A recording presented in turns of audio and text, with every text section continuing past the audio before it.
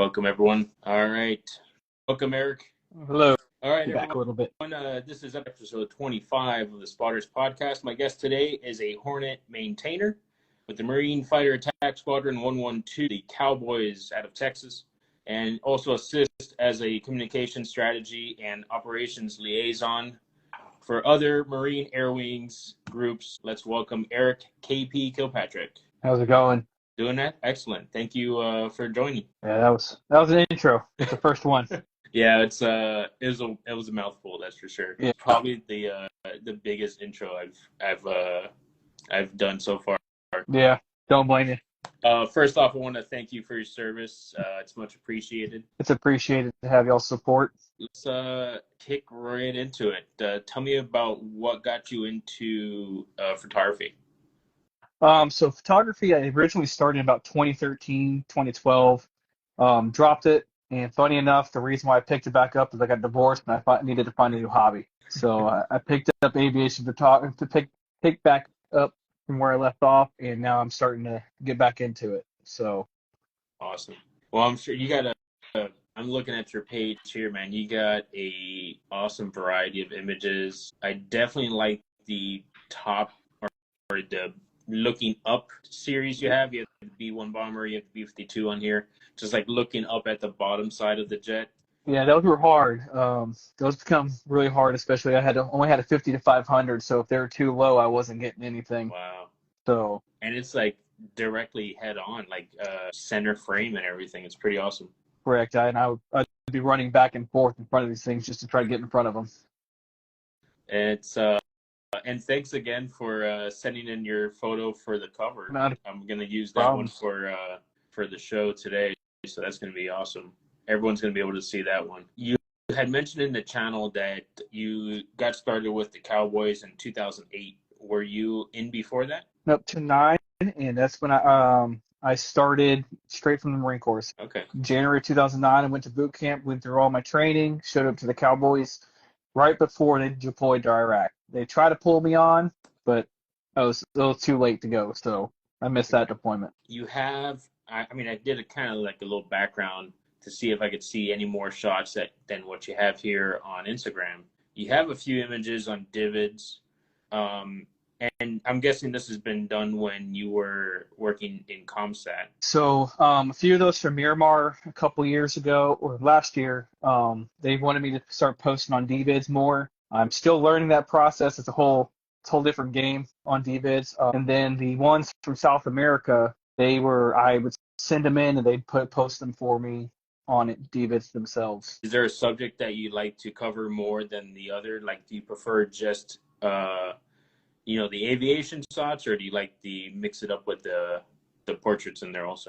I like to mix it up with the portraits. I love taking a photo of the jets, ripping it and stuff, but getting up close and personal with these maintainers and letting them get to see like some of the photos you see on my Instagram of the 502 guys. That's the first time a lot of them have seen themselves in photos and working on their jets. So I enjoy doing that, letting the Marines see themselves work. And been working on Hornets for so long, I know the safety and danger areas, and if I get the right plane captain, they'll let me go in certain spots. Like I have a photo on my phone where I am under the bottom of the jet, looking straight forward to get this photo. It was very sketchy, but it wasn't too bad. Clear it. Go ahead.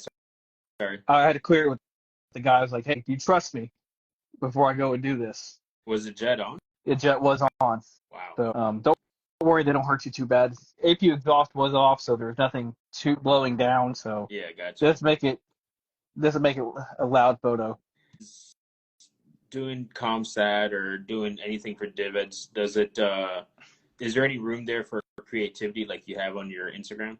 Not really. I have to follow a little bit more strict guidelines. Can't do crazy edits like the black and whites or anything like that. It has to be, quick auto edits, clean it up and stuff. But other than that, it can't be anything too crazy with edits. And that's mostly for sharing within companies, sharing within the branch, I'm guessing. Correct. Like it's the cool thing about DVids is they can pull it from anywhere. Anybody can see it, and it's like I said, So like a lot of editing, like tools that I use, I'm like I just quick auto edit, clean it up a little bit, then denoise and send it up, and that's about all I'm allowed to really do Wow. with those photos. Is there been a challenging photo op that you've had to do for that? I'm trying to think. Well, I will say Unitas was kind of challenging. We were down there for 2 weeks, and when we got before we came back, before I submitted a photo to More for South, I had to send it to the Chilean representative on the base to go through their security, and then go through our cleanup. It went through 3 or 4 different channels before it even got to DVids. So I mean that was probably the most challenging one. Yeah. Yeah, you got to cover through everyone else's uh, OPSEC, I guess, to be able to post something like that. Correct. I mean, Chileans, it was because there were certain things on the base they didn't want to be seen, but I went back through their air show photos like 6 months prior, and all that stuff's in the same spot. So it's like, I don't know what's different. Yeah. Sometimes we have situations like that. We'll go to Navy Key West for an air show, and it'll be, no holds barred. We can take pictures of whatever we want, and then we'll be outside the gate for a regular, taking pictures of the jets taking off, and then we'll have security come out and tell us, okay, you can't take any pictures towards the base. I'm like, but we were just on base last week for an air show. What's changed? Yeah. And nothing's. And I don't agree with how a lot of these bases are handling that kind of situation. For example, Tinker. If you didn't see the thing going on with Tinker, they went from having full range on lenses to 200 millimeter max 10 days prior to the air show. Wow. You can get media and it goes away, but I'm like, that's not the point. It's like there's nothing my 600 going to do any different than a 200. Well, it's going to do some difference, but yeah, Still get closer, but yeah, in a long range thing, it's not really going to do much. So they had it just for maximum 200 if you're just going to the show. Correct.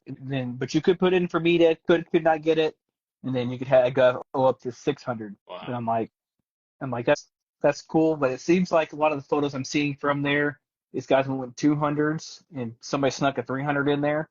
That's all you really needed. Some of these shots still turned out pretty cool.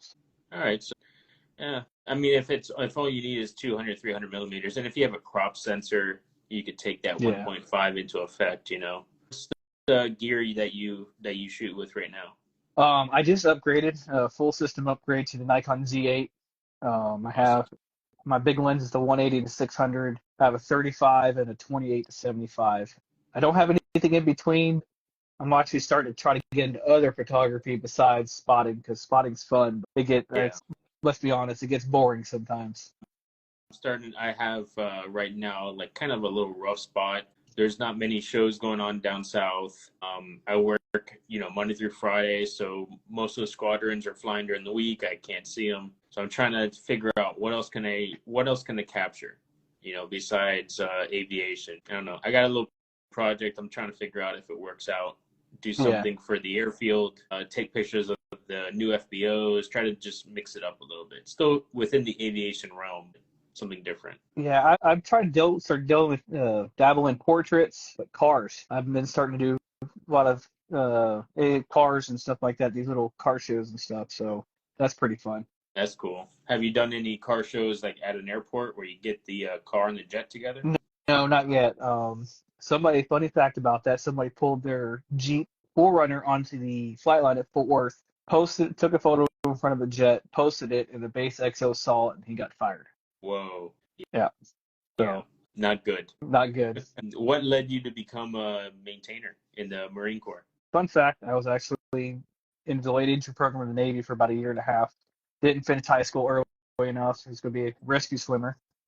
But then I was like, I want to go to the Marine Corps. So I dropped out, and I was like, the recruiter goes, we can get you in the Hornets, but you have to go reserves. I'm like, I don't know what that is, but cool. My ultimate goal was to go to the Blue Angels. Kind of too far in my career, and right now, where it's probably not a possibility. I'd love to have the chance, but probably not going to happen. But it was for the Blue Angels. I wanted to join the Blue Angels and work with them. Yeah, I think. I'm not sure if there has been reservists to work with the Blue Angels, but I think everyone's active duty. I'm not sure. So most most maintainers are active duty only. Left wing this year, Major Brandon Wilkins, he is a normal reservist. He is a drilling reservist on orders for 2 years to fly with the Blue Angels. So he's one of the first ones to do it. So not too bad. So there's a possibility.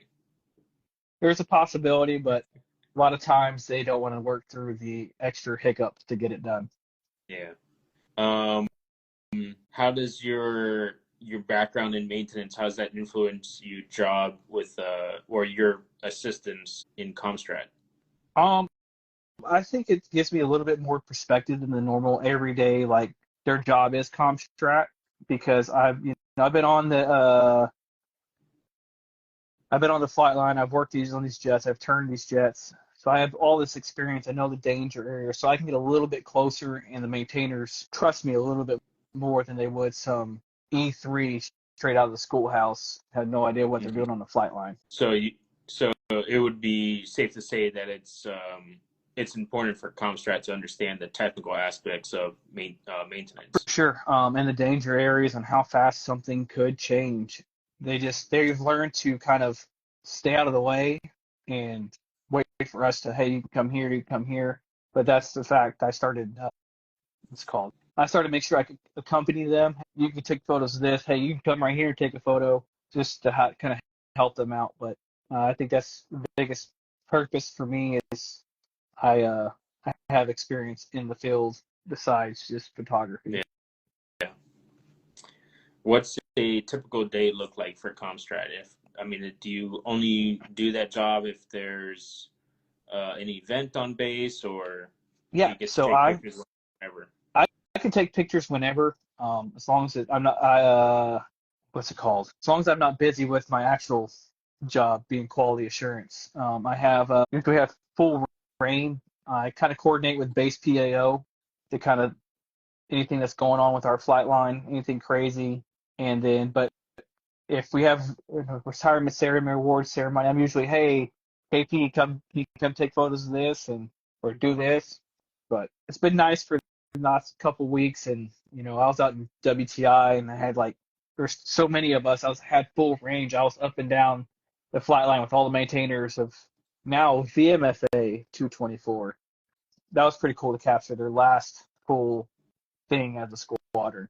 You say VMFA-124? Yep. The Fighting Bengals out of Beaufort, South Carolina. They were VMFA-AW-224 because they were the night attack squadron, but now they are F-35 Bravos. And you guys grabbed two of their jets or color birds? We grabbed both their color birds. We've had two other line jets come to us, and then we have a now former Red Devil jet that is flying with us also. Are you gonna keep them those colors and just kind of fly those, or are the squadron thinking about repainting them? Okay, so the two line jets have already been. It's kind of funny. The two line jets have already been repainted to 112 colors. Okay. The low vis tiger stripe with a gray, just a dark gray. That sounds like it's staying put, but the Delta, the color bird, is going to be repainted to celebrate the Marine Corps' 250th birthday, and it's all 250th themes. Pretty excited to see it in person. I've seen the design behind it, but that's about it. Yeah, it's going to be awesome. Is that on display, or is it going to be on display someplace, or is it going to an air show, or how is it going to be shown? I'm not too sure yet. I know it's going to be repainted at the Beaufort's paint booth where a lot of the Marine Corps stuff's painted. They're going to repaint it. It's going to get flown to us. I don't know if it's going to be sent to us and we take it to a bunch of air shows, which I think would be awesome because I'm like, let's go make some money some places. Yeah. But we have our other color bird now, so we'll have three technically, just kind of like 312 does. 250th theme. I'm hoping we take it to a bunch of air shows. I think it's great that we're painting it like this, and I think they're talking about a couple of fleet weeks for us. So, nice. But as you've seen, fleet weeks, those are in the middle of cities, so I don't know what a jet on a flight line somewhere is going to really do. Yeah, unless there's yeah. I mean, they rarely bring in a aircraft carrier into port. Those things stay outside for the most part. We had a fleet week here a few months ago, and the birds landed. I think they landed at like an international airport, and then they just kind of flew over the port, which is like adjacent to the airport, Okay. and then it just came back and landed. So if no one knows, the 250th will be on November 10th. That's the Marine Corps birthday. For those that we all party and get drunk. My anniversary is on the 5th, so that's it'll be a hell of a party that week. Oh, that's for sure. I know we just did 250th year for the Army a few weeks ago, and that was an interesting parade. A big history of their lifespan for the most part. Looking forward. You think there'll be a parade for the Marines? I hope not. Because that's just like you're gonna see a bunch of Marines just in formation marching, like probably drunk, still having a good time. Just a badass flyover. Yeah, just let's do that and let us go on our way. What's a typical day? Well, sorry, we just answered that one. How do you leverage social media and digital platforms for the Marine Corps? That's hard. You have to be very respectful. You'll see some people come across these pages and they're like trying to rat on somebody that's in the squadron or used to be in the squadron. You're like, respectfully, I won't say it, but you kind of know where I'm getting at. But it's kind of a different thing. You have to be respectful. You can't block anybody. You can't delete comments. You can't do any of that kind of stuff. There's rules and guidelines for us. It makes it difficult sometimes, but overall it's not too bad. It could be worse. And with 112, we're kind of like low men on the totem pole where they know we're here, but I kind of get away. There's been times where I'll share something and they're like, hey, command messages me, hey, delete that. Okay, cool. So other than that, I have kind of like full reign of what to post, and it's like everything with the military, it's professional. It's got to be professional. So yeah. Did they give you any talking points for today's show? Nope. Did you tell them that you're going to do a podcast? Nope. They're going to find it if they find it. So there's nothing too secret about it. And if they say anything, I might look. It's like it was talked about, what I do in the Marine Corps, and talk about taking photos of airplanes. So I mean, there's nothing crazy going on with it. Yeah, I'm never gonna have anyone on and risk their career or risk my own career asking about anything specific. The show's pretty much aviation, pretty much photography. There's a little bit in between. Sometimes we talk about wildlife. Sometimes we talk about cars. If it goes with photography, that's all we're gonna talk about. Of course, now I'd love to know what else you do, and everyone. That's the great thing about aviation photography. We all come from different backgrounds, but one thing unites us, and that's aviation. Correct.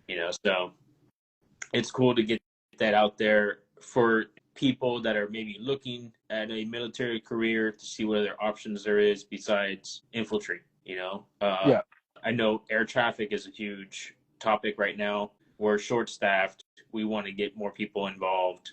So air traffic is there. It's not only civilian federal employment, but it's also in the military.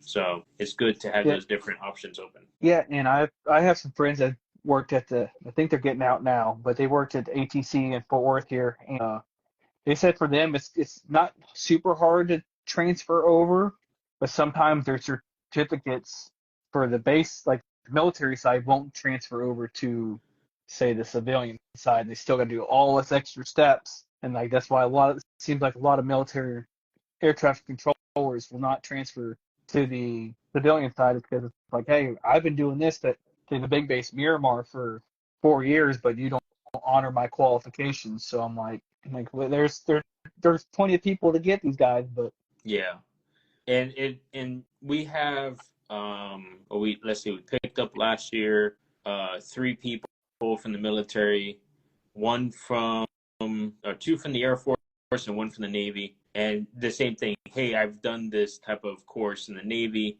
Can it transfer it over? It all depends on the facility that they go to, if they honor it or not. It depends on um, it depends on a few different factors, right? So it depends on the facility management to see if they're willing to honor that.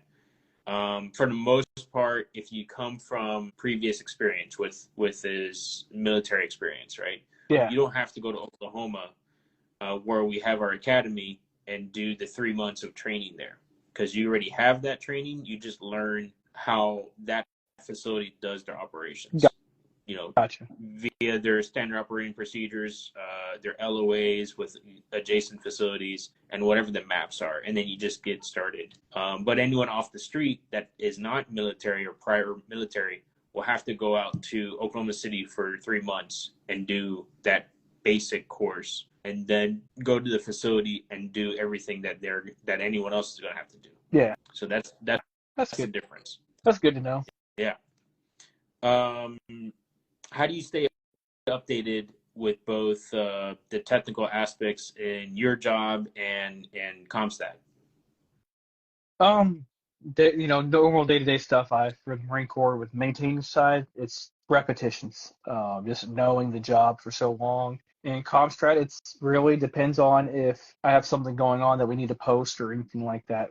Lately, I've been relying on the base. They'll invite us to collab, and I'm like, cool, it's about us. Saves me some time. It sometimes it does get hard to balance, especially when we're on debt somewhere like Miramar. We were there last year, and I would have to get off work, clean up photos, type up a storyboard, and send it to the headquarters every day before I could really do anything. I'd get food to go every day. It's like it just gets hectic.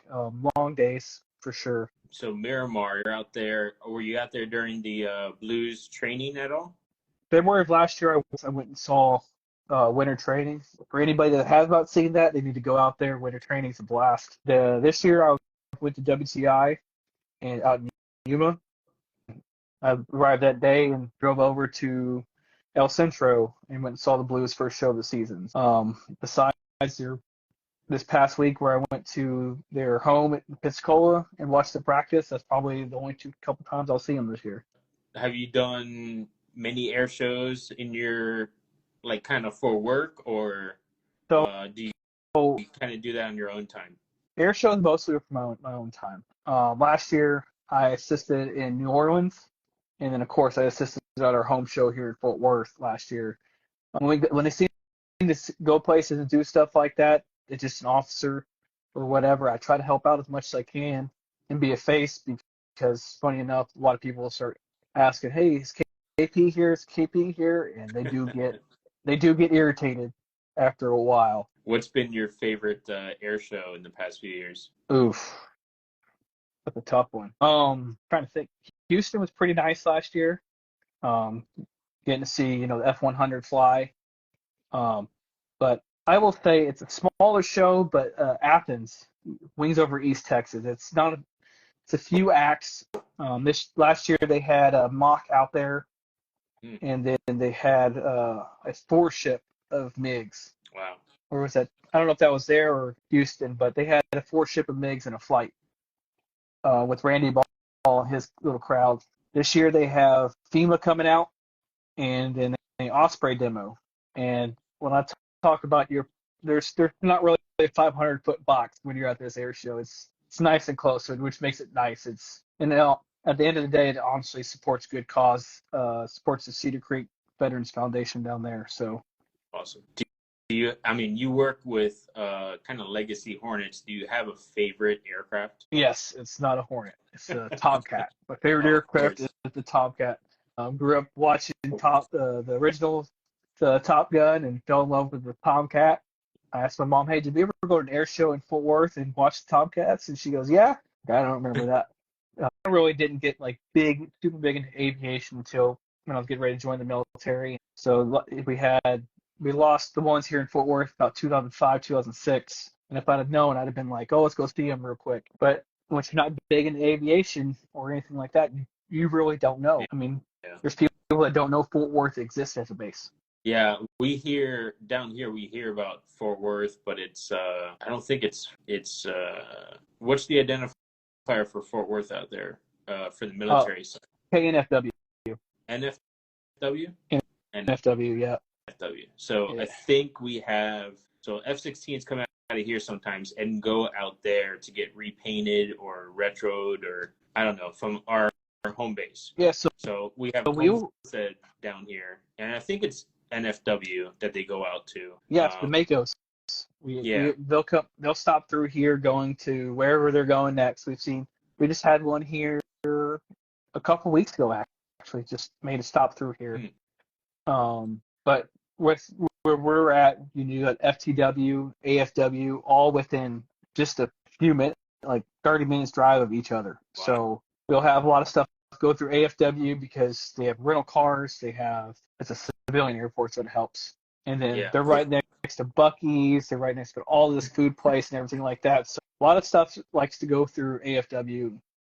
So it leaves NFW high and dry, but NFW is kind of the middle on the west side of Fort Worth, and there's not much access to a lot of things. What's the draw to Buc-ee's? It's just Buc-ee's. It's got anything and everything you could think of in that place, and it's just a staple of Texas. Just like Whataburger, that's a big staple of Texas. I think it's just for Texans, it's nice seeing Buc-ee's outside of Texas. Hey, we know there's a funny enough clean bathrooms are right there. Let's go there. But I like Buc-ee's, but I'm more of a traditional gas station person because Buc-ee's, yes, they have a lot of great stuff. I'm a big Red Bull drinker, and they only have the regular one there, so I'm like, no, got to stop somewhere else to get a Red Bull.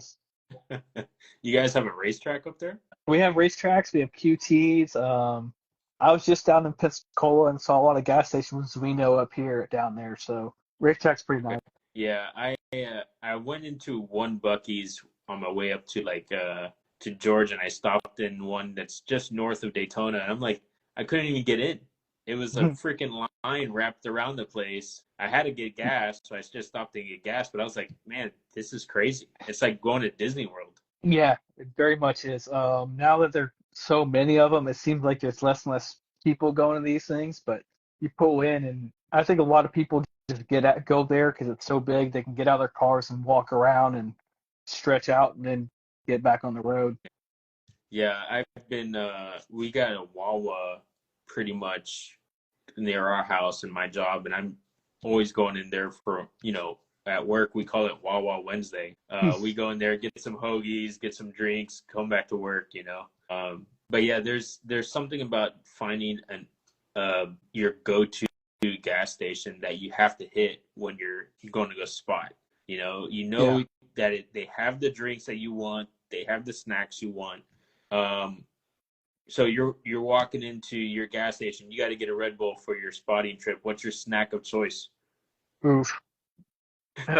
But if I'm feeling them, I think they're little taquitos from QT.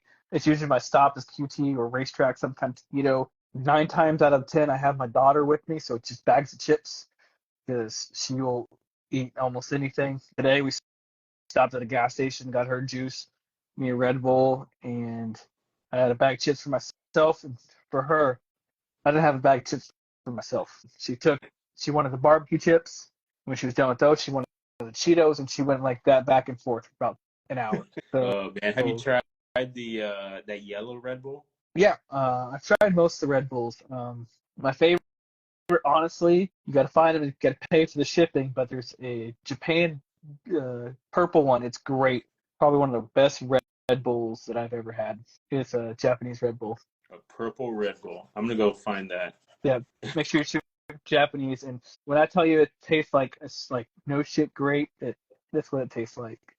So, I mean, you got to be you have to really like grape flavor. Yeah. I think if you find a grape Red Bull, I really like that yellow can, that tropical flavor. But I think I've tried almost every one of them except for that sugar-free. I don't want sugar-free stuff. No, neither do I.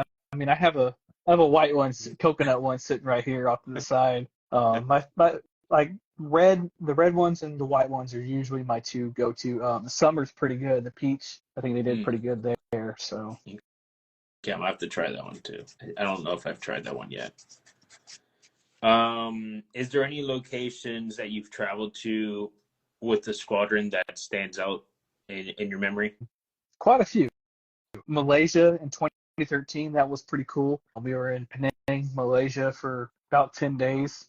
Whole different world. Then more recently, 2021 went to Yakuri. Everybody calls it Hayakuri. Talked to some Japanese photographers, and they're like, "Yes, Yakuri," and it's about an hour north of Tokyo. That was pretty cool. Then most recently here, Panama and Chile. Those were I didn't go spotting at Chile because the only airport in the area, you have to get like a 45-minute Uber to go to the airport, but it was pretty cool. Pretty cool watching. When we went to leave, it was no, it wasn't when we could leave. When we had to go one flight, there was about 50 or 60 people right off outside the fence line watching us fly and stuff that day. Awesome. So it's pretty cool going to these other countries because they don't get to see us very often. They're like, Yeah. they enjoy it. I have in my living room. I had one of the photographers took a photo and hey, can I meet up with you? Met up with me. Had his photo printed out and gave it to me. Awesome. I got a whole little tube with a note on it. Thank you for coming. And I was like, that's really cool. So Yeah, definitely. That's super cool. Did you guys fly out the color birds for that? no, the now retired again B plus color bird.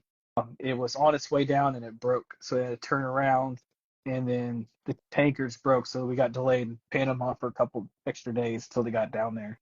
Wow. Yeah, big bummer. We were in a resort for the week, so I wasn't complaining too much. Now that we got our other color birds fixed, the one true to my heart is the blue one.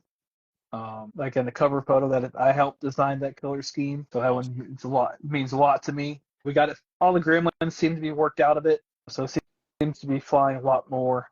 They just went on a detachment up to the northeast somewhere, and it went with them. So if you're up in the northeast, there're going to be 3 color birds flying up there next few weeks. Sounds like. Awesome.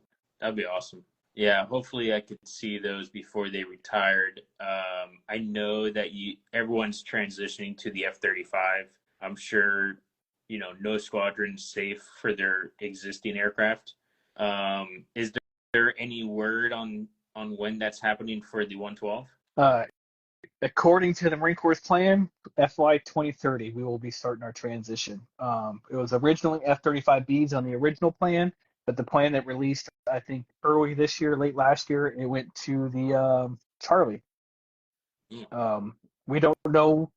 Everybody's asking, do you know if you're going to Buford or where y'all going? Or we don't know. The original one said F-35Bs and going to Buford. But this new one says F-35Cs. This says Fort Worth, so we don't know if we're staying in Fort Worth or going to Buford. But that's about the time I'm retiring, so it don't matter to me. I guess you got in 2009, so I guess you're gonna do, what is it, 20 years? So I'll do 20 years. I started as a normal reservist, like 1 week in a month, 2 weeks a year. I'm in a program now where I'm full-time support. So I'm there every day of the week. So I lost a little bit of active duty time when I did it. So by the time I retire, I'll do 22 total years, but only 20 of those will be active duty. Does that affect like retirement for you? If I retire 20 active duty, I get the full active duty retirement paycheck for the rest of my life. Drop back to the reserves and finish that out. I don't get anything till I'm 59 and a half or whatever it may be. So. Yeah, that's definitely a difference. For controllers, you could have 25 years in and be able to retire with 40%, I believe it was, of your high threes. I'm not a controller anymore, so I kind of got out of that program, went into a different job set, and now my retirement age is like 56 is minimum retirement age. At that point, I'll have 32 years of service. I plan on doing my time and being out My body's at the point right now of being like, oh, you need to stop this. I can't do this no more. So having to push through at that point, being 35 and hurting. It's a day-to-day grind. I can only imagine. You wake up one morning and you're like, oh man, why is my back hurt today? So we kind of talked about it a little bit off air, but I'll ask this again for everyone that is on. What role do you think AI is going to play in the future for maintenance and communications? Maintenance, that's going to be one to see what happens over the next few years. I really don't see it playing a big part because, we have our technical publications that are already built into the systems, and we have those are all kind of locked down and like they don't go on. The only internet they will go on is the one that connects to the military servers, and good luck getting anything off those. On the other hand, already ChatGPT is used a lot for awards. Fifth, like I know people who use it on formal courses.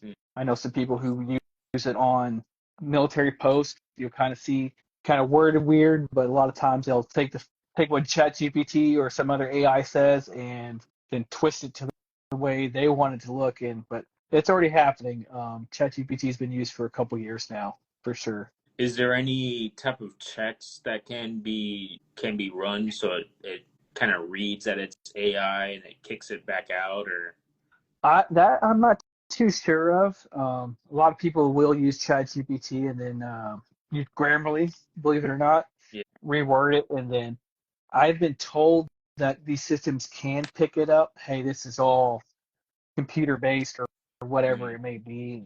I mean, you've probably used ChatGPT, and the way it writes some stuff, you're like, that doesn't sound human. As it progresses, I think it's going to get, for stuff like that, I think it'll be great. Writing speeches or anything like that, I think that'd be a great tool for it. So yeah, Bayou Shadow says he'll admit that he uses ChatGPT for some of his captions. I mean, I kind of do too. That's a little different though. You're doing Instagram captions versus like military documentation. Yeah, I mean it is. Honestly, I should probably start doing that more because there's a lot of times like I have probably 100+ photos that I have ready to post. I'm just too lazy to write a caption and then post it. So I'm like, a lot of times you'll see on my things randomly 10 o'clock at night, I get the energy to make a post, type it up. I mean, I wonder about that myself.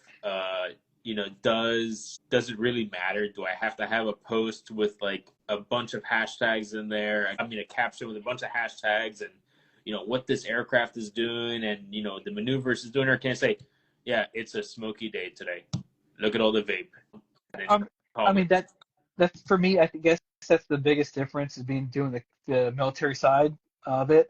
If I don't write enough, I get mad at myself. If you look at my most recent post with the Fat Albert crew waving at the other Blue Angel guys, I'll type something and I'll type whatever it was. It's just like I guess I got the ingrainedness of the military side where I have to type it all up and like, oh, this has got to tell a story, and it's kind of hard to get used to, but I'm so used to it with the Marine Corps that I've just started transitioning it over to the other side. Now, if you go to my older posts, you'll see a bunch of hashtags. Now I'll do like maybe 7 or 8 hashtags and I'll be done with it because I'm like, there's not really.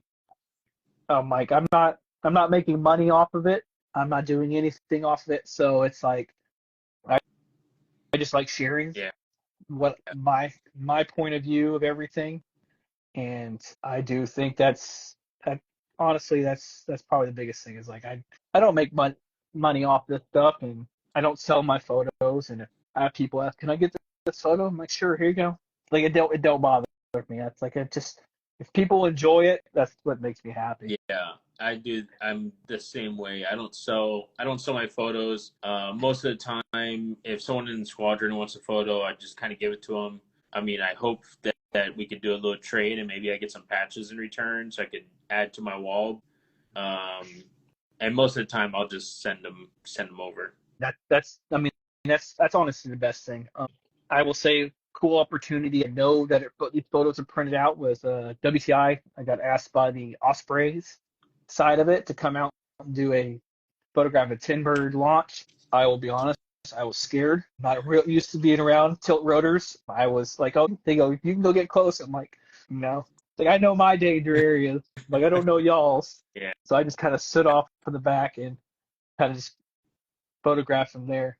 Yeah, I've had there's been a few times, like I have a soft spot for the tote rotor squadrons that come in. I have over here back from 162. I think they're the Golden Eagles. Okay. They're out of Cherry, not Cherry Point. I think they're at Cherry Point. I think they're at Cherry Point. That's a Cherry Point Cherry squadron. Point. Yeah. I have to look it up. I'm in my kid's room where I'd go grab my big old patch board. It's in my living room, but it's kind of full of stuff. And then I have all my patches from WTI, and my buddy just gave me a bunch from Riot, and they're just sitting in a bag. I'm out of space, and that's where they don't fit. And I just got some cool items from the Blue Angels sitting now, and kind of hard to display. So I'm like, we'll figure it out as we go. So Yeah, they're from New River. New River, that's what it is. Yeah. Same area. It's literally like, if you look at the like map, they're right 30 they're right minutes, there. 30 minutes from each other. So we saw them at Fleet Week, and I met one of the maintainers. I mean, it's easy to talk to maintainers since I have kind of background in maintenance also. Mm-hmm. I did aviation maintenance when I started off going to school, and having all these specialized tools for safety wire pliers to O-ring pliers, all these crazy things that you don't see often, and then kind of knowing what a drive shaft looks like, or a GPU or an APU, and be able to know the lingo and understand it. I kind of fit in with the maintainers a little bit. So I met one of the maintainers. They were here for an air show, and I kind of kicked myself out of all the shows I've been to. On that show, I had kind of left work early, on my lunch break, but I spent too long at the airbase. And they were like, "Oh, we're gonna open up the rotors." They unfleur or whatever it's called. They untangle the rotors. It's all like compact and it folds into over the wings. Oh yeah. And then we're gonna go for like the practice run. And he just looked at me, didn't say anything. I didn't say anything, and I was like, okay, well, I got to go back to work. Like why did I say that? I could have. Like he wanted to go for your ride. Yeah, exactly. And I kicked myself, every time I see them come into town. But yeah, they're, it's a great group of people in all the services, in all the branches. But, I think the Marines and the Navy is definitely my favorite of all branches. They just don't give up. I'm not someone to give up either. And I'm sure the Air Force doesn't give up. I'm sure, the Coast Guard doesn't give up, but for me, just Navy Marine aircraft, that's the top. It might be because of the F-14 Tomcat, though. Yeah. I think that that's probably the biggest difference between the Air Force and, like, we'll say Air Force and Marine aviation. I've known some friends that work at the 301st Fighter Squadron up here in Fort Worth, and the way they break down their maintenance departments, you're just like, that's too much. Like, I do what I do in my actual job, plane captain, or what Air Force people know as crew chief. I work on fuel systems. I work on engines. I do inspections. It's like, that's Air Force. It's like 8 jobs. I'm doing it. Well, that's just my job. So, I mean, I think that's the drive the Marine Corps can do a little bit more. Is like, we're more diverse when it comes to our maintenance departments compared to, say, the Air Force. Yeah. There's probably that. There's also, I've seen these landing comparisons of how the Air Force touches down their aircraft. It's so soft and gentle, and then you see this F-18 just coming in and smashing it. And I hate when they do that. As a maintainer, I'm sure. I mean, the amount of stress on those struts, it's just incredible. but they're also beefier struts. I think the struts might be bigger. I mean, this is also a size comparison, but like an F-18 Super Hornet versus like an F-15. Yeah, they're huge. Yeah. And then of course they have they fold up and fold down. Yeah. When they when they're fully extended, and when they hit the ground they spling back up, and I'm just like, we will sit there when we go to Miramar because we can see the runway, and we'll sit there and just judge the pilot's landings. They'll hit the ground hard. We're like, oh. What's some kind of what can you share for someone that's interested in a career in the Marine Corps, either communications or they want to do maintenance? Don't do it. No. So the Marine Corps I think it's going to be really cool here soon. For the fighter side, we're going mostly F-35s. So you will be able to bounce from a 35 Bravo to 35 Charlie. I think that's pretty cool with that system. I do wish we were kind of like, I think Navy's kind of gotten away from it. I wish you can just take whatever your job is, like your basic job, and just bounce platform to platform. But I don't see that happening. But like I said, the 35 program's taken off. You have Hilo sides, you have the 53s, the Hueys, the Cobras, and the Ospreys on the Hilo side with tilt rotor, whatever you want to call it. I still call it the Hilo side, with the rotor. And I think in the long run for the Marine Corps, that'd be great. It's gonna be great because we can move people around a lot faster. Not like when in the past where we have like the Hornet and the Harrier. We have, sorry, that sounds like my daughter. Multiple platform, one aircraft with multiple people. So I think it's gonna, at the end of the day, it'll work its way off. So if you join Marine Corps, try to get Marine aviation, communication strategies. It's a cool talking to the people that actually do it. It's pretty cool because they do multiple jobs. They can do graphic design, they can do videography. I mean, if it's something you're interested in, pursue it. They'll break down everything for you. I think the schooling is like 8 or 9 months up in somewhere in the Northeast. I think it's an Army school, but it breaks down everything for you. That sounds great. Yeah, I'm sure. I mean, I don't know if air traffic is on the air side. It is. You can, from talking to some people, I mean, along with aviation side, you have, if you're big into firefight, you still got aircraft rescue firefighting. That's most Marine Corps bases has that. So there's little jobs inside the Marine Corps. I mean, we even have drones, so Reapers. So you still have people who have to work on those drones. And at the end of the day, there's a lot of stuff that you can use, and you'll go pretty far. I mean, Marine Corps drives itself on its MAGTAF, the Marine Air Ground Task Force, but the ground side is not just grunts for the Marine Corps. A lot of people think it's either grunts or aviation. There's a lot more jobs out there for the Marine Corps, including communications, radio men.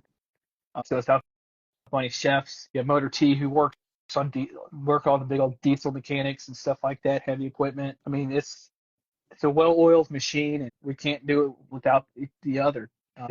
You look at how the Marine Corps is kind of like transitioning itself right now to more of an island hopping campaign, just like it did in World War II. We're trying to, everybody knows about Wake Island, with Hawaii, Guam, but there's the little islands out there that you'll talk to some people they know, like Tinian, it's another small island in the middle of nowhere. We were, back in 2013, we were taking the trap out there just to see how it is. And that's where the Marine Corps is shifting. Like, we have our stuff we got to watch out and help in the Middle East and Mediterranean, but Marine Corps' main focus is still the Pacific. That's going to be our fight, just like it was 80 years ago. We're still in that area to fight. Yeah, definitely. And now with the contention of those islands within the Chinese Sea, Taiwan. I mean, Taiwan's a pretty big country, but those other little islands, it's going to be a lot more of a vertical takeoff to get you in and out of that place. I mean, that's what they're. If you watch these Marine Corps Air Wing pages, you'll seen them talk about different things that we're working more. That's stuff that's been around for a long time, but now we're kind of showing how we're training. If people watch what the Marine Corps does, they'll post just to kind of as a deterrent. Hey, this is what we're doing. You know, the biggest thing right now is ADGR, or air delivered ground refueling, which is just refueling, hooking up to the side of a C-130 and then refueling you some island. And the coolest thing about, you know, a C-130, you can load up more ammunition, more weapons on it, unload those, refuel, do everything from a C-130 now. And Yeah. I think that's what gives us the tactical advantage of our capabilities. Yeah, definitely. Otis is there. That's the call sign for those VMGR two. 5.2, Yeah, 252 out of New River. New River. Yeah. Yeah, definitely. Those are the. It's like I guess they're called King, and the Air Force they're called King Hercules or something, that they do air refueling and transport. The KC-130s. Well, the AC-130 I think is the Gunship. Marine Corps flies all KC-130Js. So just kind of like 135. It's got the drag chutes. That's all it can refuel. I mean, if you notice, all Marine Corps aircraft have the fuel probes, unlike the Air Force, which has got a lot of the little, I don't know what it's called. Whatever they plug in, they just plug into the aircraft, compared to the Marine Corps, where we in Navy will plug it, use the basket and everything like that. Yeah, the Air Force has one with a basket also. The Air Drogue, I think it's called. Yeah. All right, so we're getting close to the end here. Where can people get or see your photos? KP Aviation Photography. I got Facebook, Instagram, a little bit of Twitter every now and then. Marine Corps side, the Fighter Tech Squadron 112, both on Facebook and on Instagram. Sometimes my photos they'll make it a little bit farther than the local command side. They'll make it on Mar4 Res, Mar4 South, and Unitas. It made all the way to the Marine Corps pages, so that was pretty cool. So I'm all over the place. That's if I post. I go quiet. So. All right, awesome. It was great having you on, KP. Great talking to you about your career in the Marine Corps and your photography. Thanks for joining us. I appreciate you having me. All right, have a good night, and we'll see you on a future show, hopefully. Yes, sir. All right. Have a good night. Thank you, everyone, for joining another episode. Have a good night.